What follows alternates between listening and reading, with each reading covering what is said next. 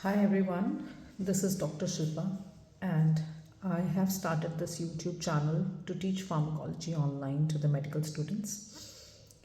I'll be starting with endocrine system. So the very first topic I've picked up is insulins and glucose lowering drugs, which is antidiabetics. So let's get started. So we all know that insulin is being secreted by pancreas. So if we just look at a rough diagram of pancreas, an adult pancreas contains around 1 million islets of Langerhans. Okay. Now these islets of Langerhans have 4 hormone producing cells. Alright. So let's see them one by one. First is alpha cells, second beta cells, third is delta cells, and fourth is epsilon. Okay, now देखते हैं कौन से hormone secrete करते हैं ये. Alpha cell secretes glucagon mainly and proglucagon. Beta cells secrete insulin, along with insulin some proinsulin or C-peptide. And another important hormone here is amylin. Delta cells secrete somatostatin. Epsilon cells secrete ghrelin. देखते हैं what these, we'll quickly touch upon what these hormones do. Glucagon is a hyperglycemic factor, increases glucose levels by mobilizing glycogen stores. So glycogen stores को थोड़ा हिला के it increases glucose. Insulin is an important anabolic hormone of our body. It mainly decreases or regulates blood glucose levels. And amylin is also known as IAPP, the full form being islet amyloid polypeptide. It mainly helps to regulate your appetite and gastric emptying. Okay, so इसका भी काफ़ी role रहता है in regulating your sugar levels and in obesity as well. Somatostatin, it's a universal inhibitor. It mainly inhibits the secretion of various hormones. Last is your ghrelin. Ghrelin is mainly involved in increasing the release of pituitary growth hormone. So growth hormone की release में ghrelin has a big role. So G for growth hormone, G for ghrelin. Somatostatin secretions को कम करता है. Insulin is an anabolic hormone और glucagon glucose को बढ़ा देता है. So these are the main points about these hormones. We'll be dealing with insulin in detail right now and maybe later on in other lectures other hormones. So let's talk about first the release of insulin. So insulin is being so before I talk about the release of insulin, let's have a little bit introduction of insulin. So insulin क्या है? As I told you, anabolic hormone है. Okay, anabolic hormone means everything को ये store करेगा. We'll come to that. It is a polypeptide protein है, secreted by beta cells of pancreas. क्योंकि ये एक polypeptide है, so it consists of amino acids. It has got 51 amino acids. 51 amino acids. There's A chain, B chain. So there are 2 chains of amino acids. Okay. A chain has 21 amino acids. B chain has 30 amino acids. And these 2 chains They are attached by disulfide bridge. Okay. Now, once, as we have seen, secreted by beta cells, once secreted, it is stored in pancreas itself in the form of hexameric crystals. Okay, so like this, there are 6 molecules of insulin which are attached with 2 zinc molecules. There are zinc molecules, 2 zinc molecules and 6 insulin molecules. This is how human insulin is stored. Okay, now this is about the human insulin, but there are species level differences होते हैं. इसीलिए जब हम insulin बाहर से देते हैं तो हम जनरली ह्यूमन इंसुलिन देते हैं, पोर्क या बीफ इंसुलिन नहीं देते हैं. Okay, so there is a human insulin, there is a pork insulin, and there is a beef insulin. Now differences are at the level of A chain or B chain. A chain में 8th amino acid पे changes होते हैं, 10th amino acid पे change होता है, और B chain में 30th amino acid पे चेंज होता है. Okay, so if I now look at this, human insulin में 8th अमाइनो एसिड पे होता है थ्रियोनिन, 10th अमाइनो एसिड पे होता है आइसोल्यूसिन, और बी चेन के 30th अमाइनो एसिड पे फिर से होता है threonine. 8th threonine, 30th threonine. Okay, so pork insulin has threonine, isoleucine. These are same, but at 30th amino acid pork insulin has alanine. So यहाँ पे ये different है. Now if I talk about beef, it is way more different. It has alanine here, it has valine here, it has alanine here. So pork is a bit similar to human, but beef is very different from humans. So past few years, now only human insulin is available.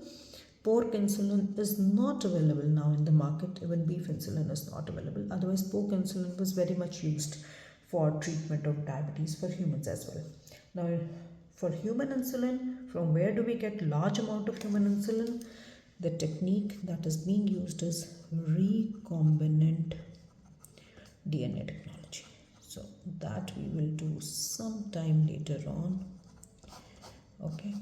So with the help of recombinant DNA technology, human insulin is produced in large quantities and is used for the management of diabetes. Okay. So now coming to the next part,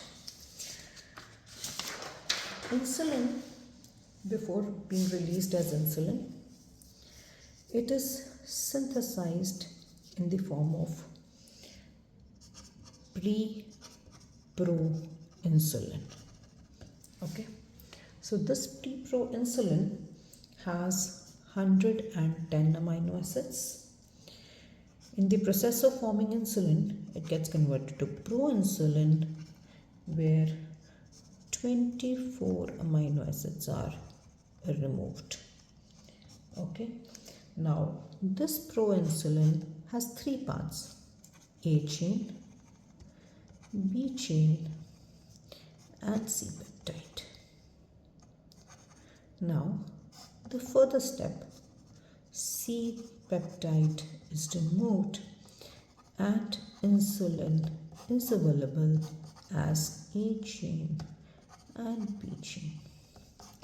This insulin is then gets stored in granules in pancreas, inside beta cells obviously, and then on getting proper stimulus, it gets released along with C peptide.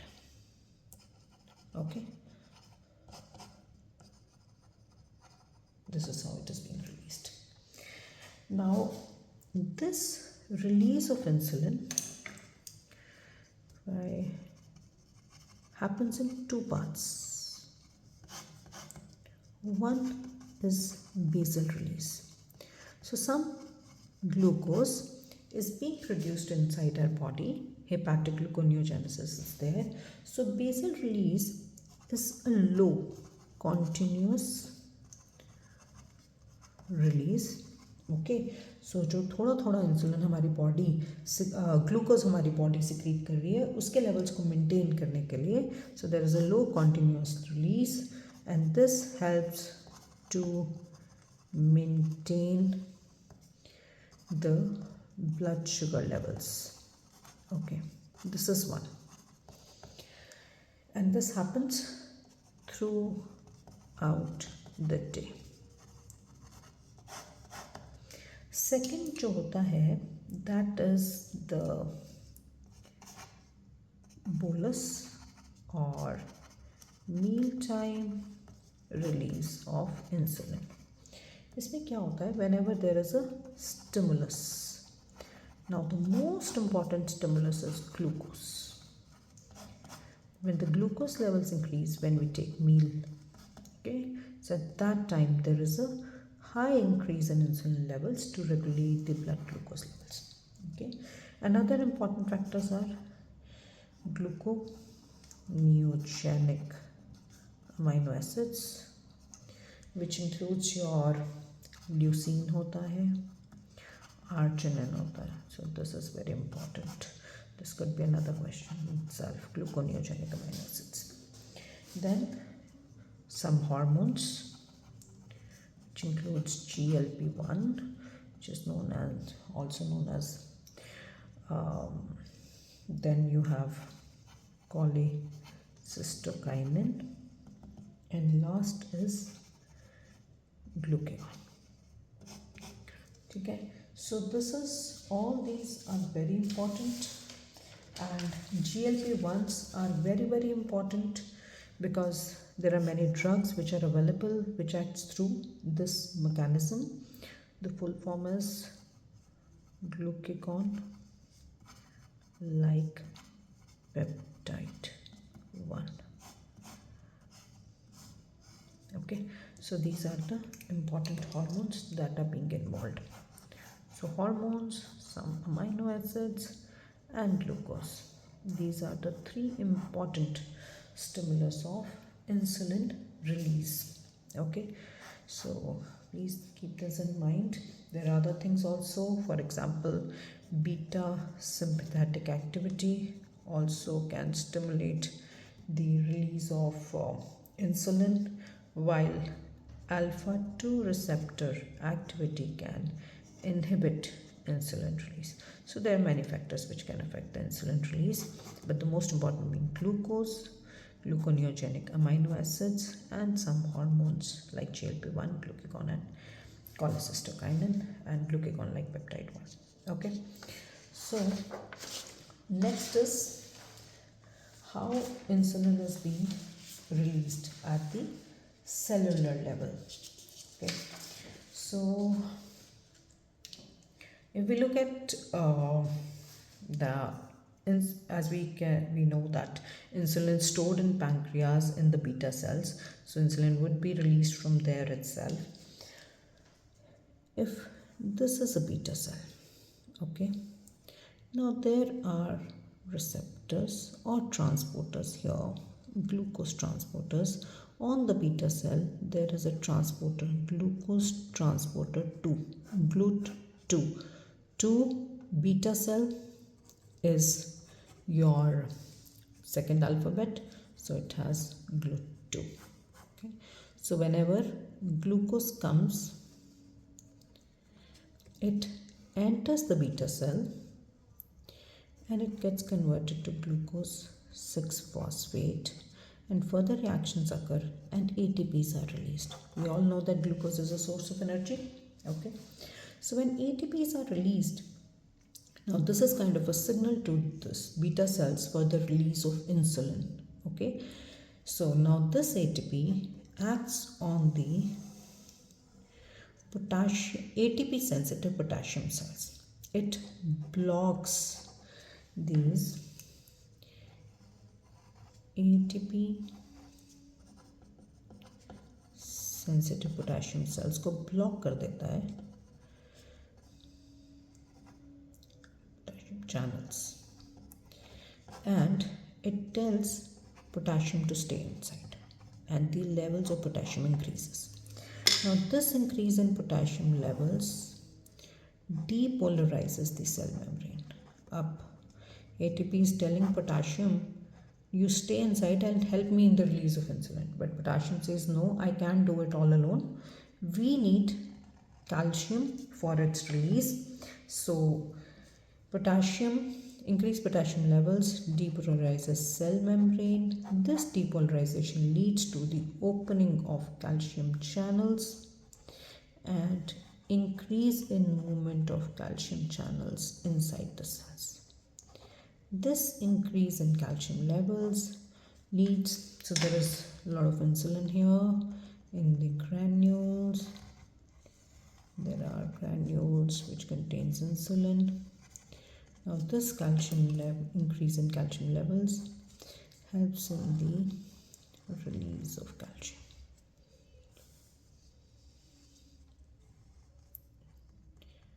Insulin. तो insulin बाहर आ गया. Okay, so first glucose came inside. Glucose led to the release of more ATPs. ATPs now blocks these ATP sensitive potassium channels. There is an increase in potassium levels. This leads to depolarization of cell membrane, opening of calcium channels. This leads to increased calcium levels inside the cells and degranulation of these granules and release of insulin outside. Now this increase in insulin in the blood further regulates glucose levels, blood glucose levels. Okay. So once insulin is released, one work is to regulate blood glucose levels. Then it also acts on various tissues like adipose tissue, muscle and liver for its further actions that we'll be doing in another lecture. And rest of the insulin gets degraded. Okay, majority of it gets degraded in the liver, around 60%, and around 30 to 40% in the kidney. All right. And another important thing is, now this is very important because there are many drugs which act from outside and blocks these potassium channels to help in the release of insulin. An important drug is sulfonylureas. Then we have another group, meglitinides and D-phenylalanine derivatives. Okay, so these three groups, they act by blocking the ATP sensitive potassium channels, and once these are blocked, this pathway gets activated and insulin is being released. So this we'll be going forward in further lectures. So that is enough for today, I think. Thank you so much.